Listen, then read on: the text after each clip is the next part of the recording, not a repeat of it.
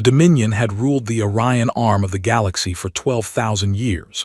They were tall creatures with gray skin, 4 arms, and eyes that saw in spectrums humans could not imagine. 7 different alien species bowed to their authority. Their warships numbered in the millions. Their technology could crack planets open like eggs, and in all that time, no one had ever challenged them. High Arbiter sat in his command chamber aboard the flagship Eternal Judgment, reading a report that should have been routine.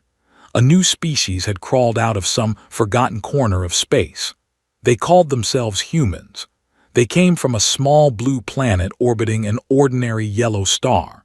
They had just discovered faster-than-light travel, and they had built their first colony on a world in the system. Made a sound that was something like a laugh. New species emerged every few centuries. The process was always the same. Send a fleet, make demands, accept their surrender, add another servant race to the Dominion. It was almost boring by now. He gave the order. 50 warships would be more than enough.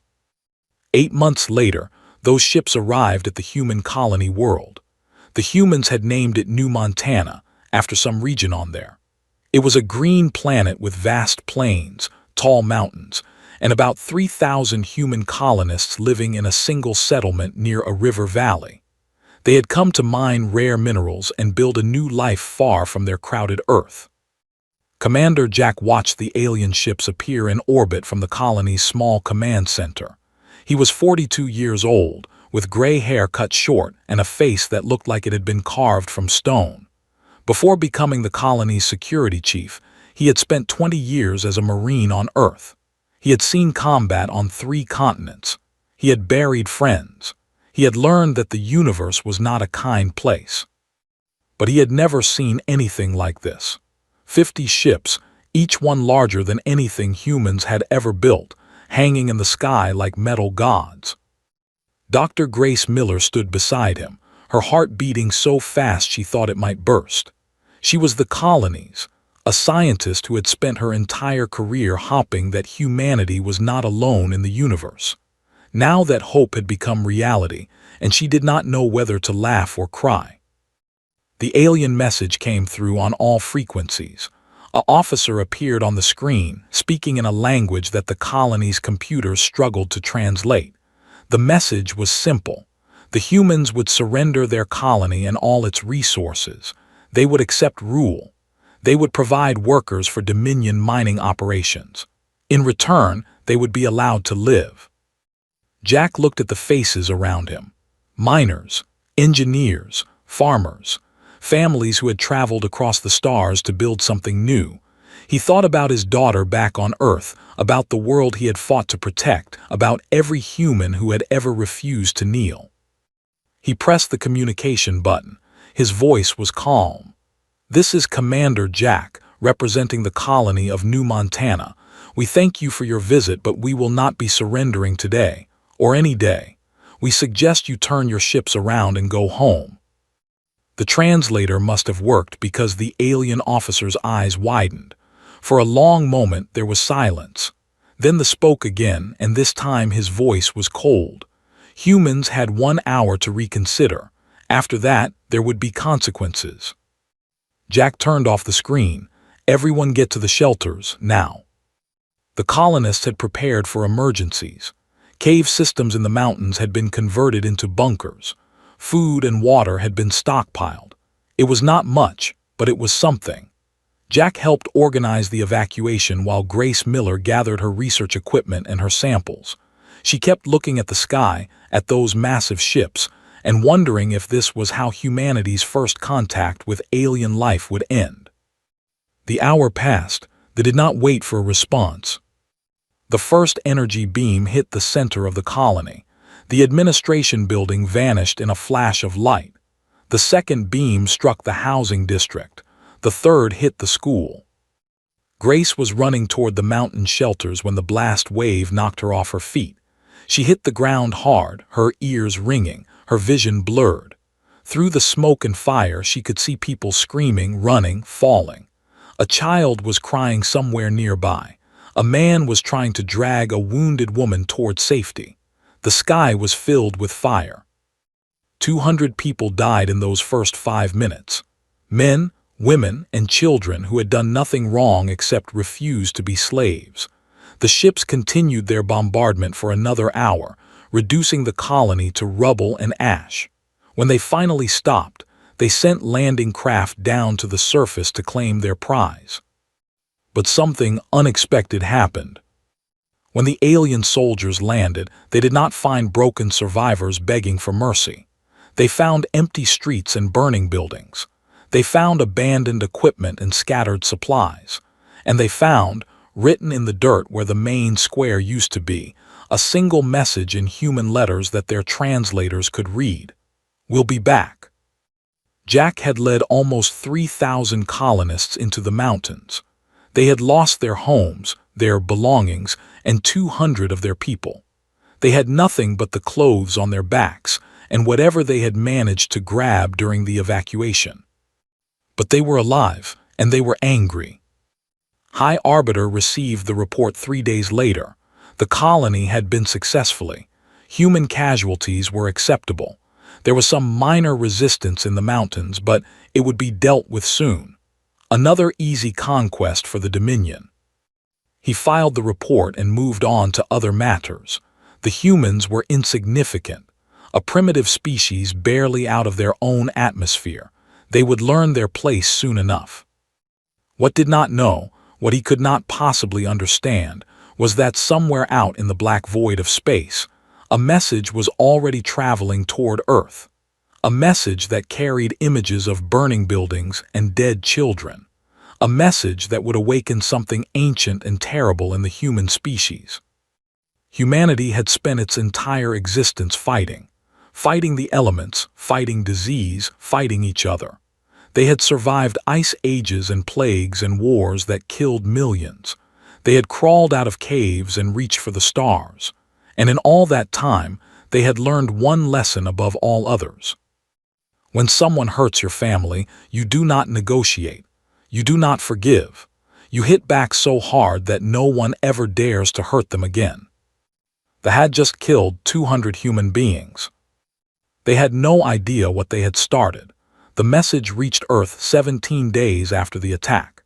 It traveled through relay stations and communication satellites until it finally arrived at United Nations headquarters in New York City.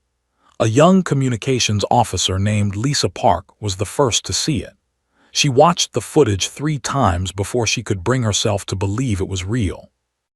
Within 6 hours, every government on Earth had seen the same images. Burning buildings, bodies in the streets, children running from alien weapons, and at the end, a desperate recording from Commander Jack explaining what had happened and asking for help. Humanity had always been divided. Nations argued over borders and resources. Politicians fought over power and ideology. Wars had been fought over things as small as a single insult. But in that moment, watching alien ships destroy a human colony, something changed. The American president called the Russian president. The Chinese premier called the European Council. Old enemies picked up phones and spoke words that would have been unthinkable a day before. By the end of the week, the United Earth Defense Force had been created. Every nation contributed ships, soldiers, and resources. Arguments that had lasted centuries were put aside in minutes. Admiral Hayes was chosen to lead the new fleet. He was 60 years old, with white hair and eyes that had seen too much. He had commanded naval forces in 3 different conflicts on Earth. He understood war better than most people understood their own families. And when he saw the footage from New Montana, he felt something he had not felt in years. Cold, focused rage. "We're going to find them," he said to his staff during their first meeting. "And we're going to teach them why you never hurt human beings." Meanwhile, on New Montana, they were learning that lesson the hard way. Jack had set up camp in a cave system deep in the mountains. Almost 3,000 colonists were crammed into the dark tunnels, eating emergency rations and sleeping on bare rock. It was cold. It was uncomfortable, but they were alive, and that was what mattered. The aliens had sent search parties into the mountains. They expected to find frightened civilians who would surrender at the first sign of force. What they found instead was something their species had never encountered before. Human beings who fought back. Jack organized the colonists into groups. The former soldiers and police officers became fighters. The engineers built traps and weapons from salvaged materials. Even the children helped, carrying messages between groups and watching for enemy patrols. Every night, small teams would leave the caves and strike at the alien occupation force. The lost 3 soldiers on the first night. They stepped on a pressure plate that triggered an explosion. The aliens had never seen such primitive but effective technology. They lost 5 more the second night when a team of humans ambushed their patrol with homemade rifles and hunting knives. By the end of the first week, 20 alien soldiers were dead. High Arbiter received these reports with growing confusion. The humans should have surrendered by now. Every other species did. They always did. Why were these creatures different? He ordered his intelligence officers to research the human species. What they found disturbed him deeply. Humans had evolved on a world with extreme conditions. Their planet had ice ages that lasted thousands of years. It had deserts where nothing could survive. It had predators that could kill with a single bite. And somehow, humans had conquered all of it. They were persistent predators. Their ancestors had hunted by chasing animals across vast distances, running for hours and even days until their prey collapsed from exhaustion. They did not need to be faster or stronger than their victims. They simply needed to refuse to stop. Their bodies were designed for damage. They could survive wounds that would kill most species. They could fight through pain that would paralyze others. They pumped chemicals through their blood that let them ignore fear and injury when necessary. One scientist examined a captured human body and found that humans lived in a constant state of mild stress that most species would consider dangerous. And their history, their bloody, endless history. Humans had been waging war against each other for their entire existence. They had built weapons that could destroy cities. They had killed millions of their own kind in conflicts over land and resources and ideas. They had even created weapons that could end all life on their planet, and they had not been afraid to use them. The report ended with a warning that did not want to believe. Humans were not like other species. They did not surrender when the odds were against them. They did not give up when they were hurt. They fought harder. Dr. Grace Miller saw this from the other side. She had been captured during the initial attack while trying to help wounded colonists. Now she was held in a cell on the alien command ship, studied like a laboratory animal. The aliens asked her questions through translation devices. They wanted to know how humans worked. Why did they keep fighting? Why did they not accept defeat? What was wrong with them? Grace gave them the only answer she could. We're human. This is what we do. She watched the aliens examine other prisoners. They were confused by human behavior. When a young man named Danny refused to answer their questions, they beat him. He did not cry. He did not beg. He just looked at them with cold eyes and said nothing. The aliens did not understand. Grace understood. She had grown up in a small town in Kansas. She had learned to ride horses before she could read. She had worked her way through college and graduate school by sheer determination. She had traveled across the galaxy because she wanted to know what was out there. Giving up was not in her nature. It was not in any human's nature. One night, an officer came to her cell. He was different from the others. He seemed almost respectful. He told her that the Dominion had sent a message to her people, demanding their surrender. He expected Earth to comply. Grace actually laughed. It was a sound that seemed to frighten the alien more than any weapon could. "You killed our children," she said. "You burned our homes, and you think we're going to surrender." The officer did not understand.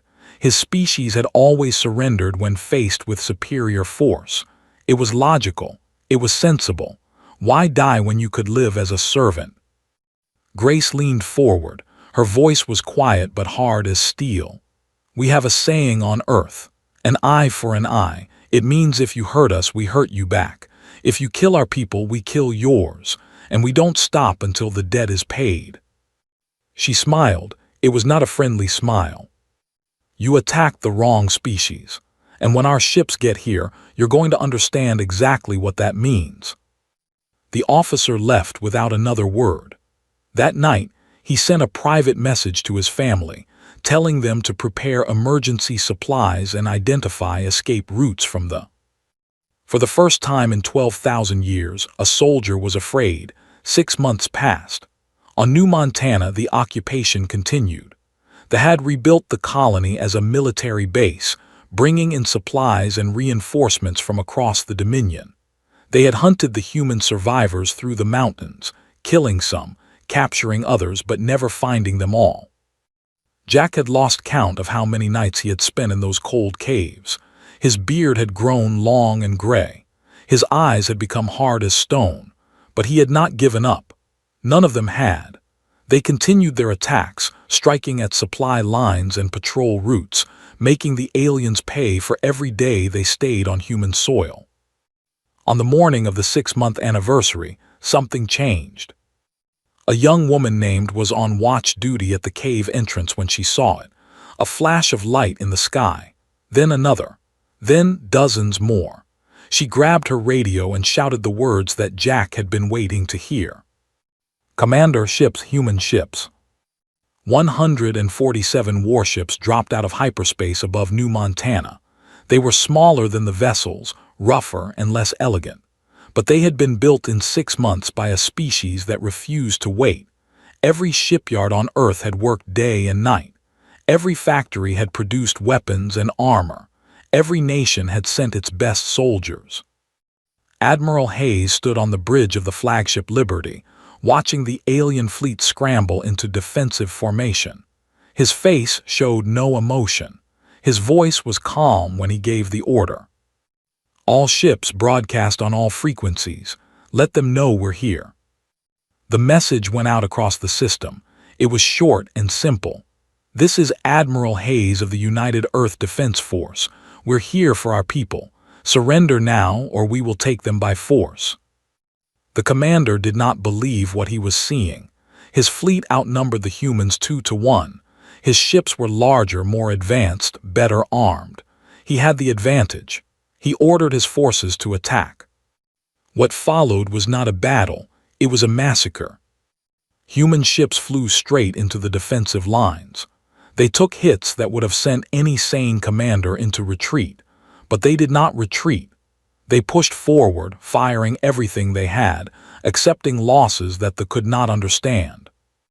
The alien commander watched in horror as 3 human ships crashed directly into one of his cruisers, destroying themselves but taking the larger vessel with them. No species did that. No species threw away their own lives so freely. It was insane. But it was working. Captain Sam led a squadron of fighters through the enemy formation, weaving between massive warships like insects around giants. His voice was steady as he called out targets to his wing. Behind him, pilot after pilot followed his lead, trusting him with their lives. "Stay tight, stay focused," he said. "Remember what they did, remember why we're here." Lieutenant Commander Price commanded a destroyer that had been hit 6 times and was still fighting. Her engine room was on fire. Her weapons were running out of ammunition. Half her crew was dead or wounded. But when her first officer suggested retreat, she looked at him like he had grown a second head. "Retreat to where?" she asked. "There are humans down there, we're not leaving without them." On the planet below, Jack heard the explosions in orbit. He gathered his fighters and gave them their orders. The aliens would be distracted by the space battle. Now was the time to strike. They came out of the mountains like ghosts. After 6 months of hiding and running, they finally had support. They hit the alien base from 3 directions at once, using weapons they had built from scraps and salvaged alien technology. The soldiers were caught between the attack from space and the attack from the ground. Some of the aliens tried to use human prisoners as shields. They dragged captured colonists out into the open, expecting the attackers to stop. They did not understand humans at all. Jack saw his neighbor, a man named Pete who had helped build his house, being held at gunpoint by a soldier. Pete caught his eye and nodded. Jack understood. He raised his rifle and fired. The shot went through Pete's shoulder and into the alien's head. Pete fell, wounded but alive. The alien fell dead. Later, Pete would thank him for taking the shot. "Better a bullet from a friend than slavery to those things," he said. Jack just nodded. He understood. The battle lasted 4 hours. When it was over, the fleet was destroyed. 32 alien ships drifted dead in space. The rest had fled, jumping to hyperspace to carry news of the disaster to the... On the ground, the occupation force had been wiped out completely. Admiral Hayes came down to the surface personally. He walked through the ruins of the colony, past burned buildings and makeshift graves, until he found Jack and his survivors. The two men looked at each other for a long moment. Then Hayes held out his hand. "Hell of a fight you put up here, Commander." Jack shook it. "Hell of a rescue, Admiral." Dr. Grace Miller was found in the alien command ship, locked in a cell with a dozen other prisoners. When the rescue team broke down the door, she did not cry or celebrate. She just stood up, straightened her torn clothes, and asked one question. "What happens now?" The soldier who found her, a young sergeant named Chris, gave her a smile that held no warmth. "Now we go after them, ma'am. Every ship, every base, every planet. We're not stopping until this is finished." Grace thought about what she had learned during her captivity. They were not monsters. They were just arrogant. They had ruled the galaxy for so long that they had forgotten what real predators looked like. They had mistaken human kindness for weakness, human patience for fear. They were about to learn the truth. "They sent a message to there," she told Admiral Hayes when she met him later. "They're calling for total war against humanity." Hayes did not seem surprised. If anything, he seemed satisfied. "Good," he said. "Saves us the trouble of finding them. We were going to burn a path to their front door anyway. Now we know where to go." The fleet regrouped in orbit. The wounded were treated, the dead were honored, and preparations began for the next phase. This was no longer about rescue. This was no longer about defense. Humanity was going to war, and they were not planning to stop until the Dominion was nothing but a memory. The stars had never seen anything like them, and they were only getting started. The war spread across the stars like fire through dry grass. Humanity did not wait for the to attack again.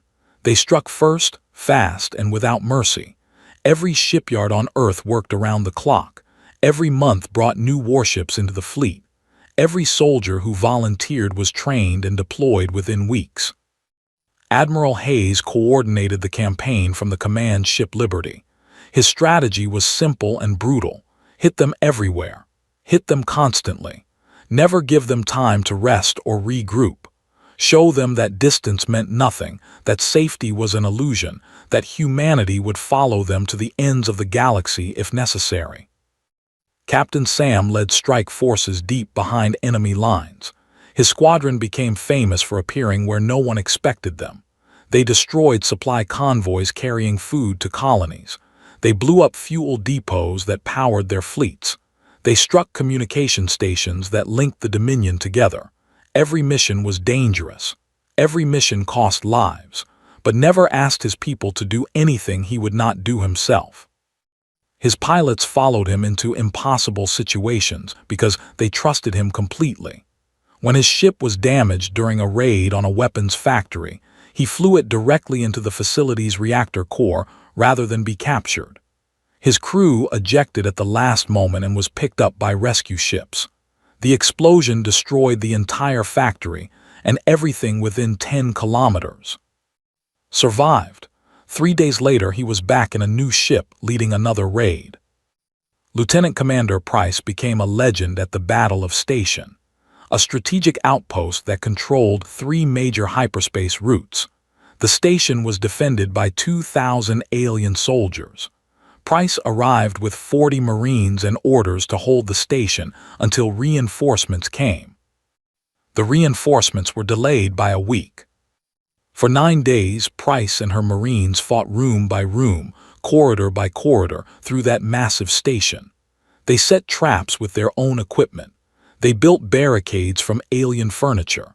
They fought hand-to-hand when their ammunition ran out. When they tried to use gas attacks, the Marines held their breath and charged through the clouds. By the time relief forces arrived, 18 Marines were still alive. The station was secured. Over 1,500 soldiers were dead. The survivors told stories of humans who would not stop coming, who fought through wounds that should have killed them, who smiled as they killed. Price received the highest honors Earth could give. She accepted them quietly, then asked for another assignment. There was still a war to win. Sergeant Ben developed a different kind of reputation. He specialized in capturing enemy officers alive.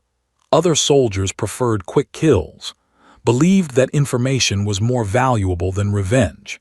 He led teams that struck at command posts, disabled enemy leaders with precise shots to their legs, and dragged them back to human ships for questioning. The alien prisoners were terrified of human interrogators, not because humans used torture. They did not need to. Human interrogators were simply very, very good at making people talk. They understood psychology. They understood pressure. They understood exactly which questions to ask and when to ask them. Delivered 37 officers to intelligence during the war. The information they provided led to dozens of successful attacks, enemy battle plans, fleet movements, locations of hidden bases. The Dominion's secrets spilled out one interrogation at a time. The galactic community watched all of this with growing fear. Other species had seen wars before. They had never seen anything like this.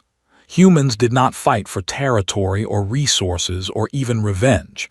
They fought to win completely. They accepted no half measures. They showed no interest in negotiation until the enemy was broken. Ambassadors from neutral species began quietly visiting Earth. They did not come to condemn or criticize. They came to ask questions. How did humans become this way? What made them different? Was there any way to make peace with them? Human diplomats answered honestly. Their world had not been kind to them. They had earned every inch of their civilization through struggle and sacrifice. They had fought their own planet, fought each other, fought diseases too small to see. War was in their blood. Peace was something they built after the fighting was done, not during. The neutral species listened and decided to stay neutral. No one wanted to give humans another enemy.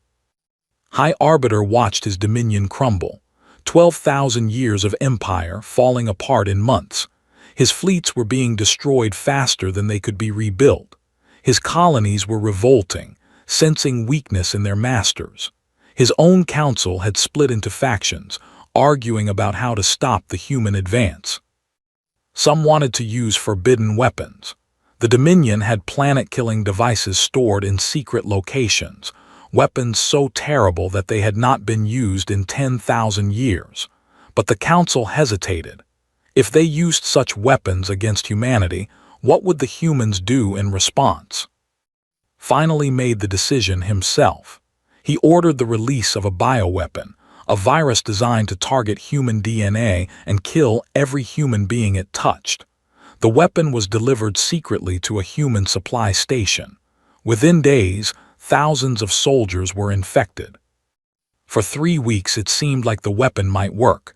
Humans fell ill by the thousands. Their advance slowed. The Dominion dared to hope. Then human immune systems adapted. Doctors on Earth worked around the clock, developing treatments and vaccines. The virus was studied, understood, and defeated. Within a month, it was nothing but a minor illness. Humans who had been dying were back on their feet. The advance resumed. But humans did not forget what had been done. Their scientists studied the bioweapon carefully. They modified it, they improved it, and they sent it back. The virus struck a colony world without warning. 18 million aliens died in 6 weeks. There was no cure. There was no treatment. It was simply payback, delivered with cold efficiency. After that, the Dominion stopped using bioweapons. Received a message from Earth's leadership. It was short and clear. You tried to kill us all. Now we are coming for you. There will be no negotiation. There will be no surrender except on our terms. Prepare to face the consequences of your choices. The High Arbiter read the message 3 times. Then he called his remaining forces back to defend the. It was all he could do. The hunt was almost over, and the prey had become the predator. Humanity was coming, and they were not planning to show mercy. 2 years after the attack on New Montana, human ships entered orbit above Prime. The of the Dominion was a beautiful planet with purple oceans and silver forests that had stood for millions of years. For 12,000 years, no enemy had ever threatened it. Now 500 human warships surrounded it like wolves around wounded prey. Admiral Hayes looked at the planet through his viewing screen. He thought about the 200 colonists who had died to start this war. He thought about every soldier who had fallen in the fighting since then.